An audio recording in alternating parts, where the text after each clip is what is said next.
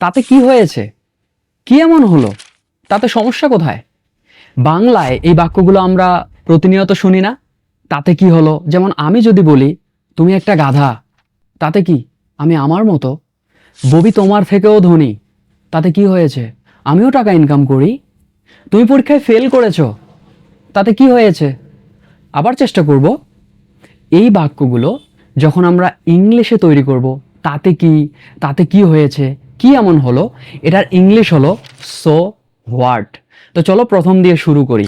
তুমি একটা গাধা, তাতে কি? আমি আমার মতো। You are a donkey, so what? I'm like me. তুমি পরীক্ষায় ফেল করেছ, তাতে কি? আবার চেষ্টা করব। You failed the exam, so what? I will try again.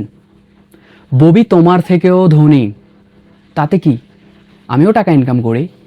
Bobby is rich then you, so what? I can also earn money.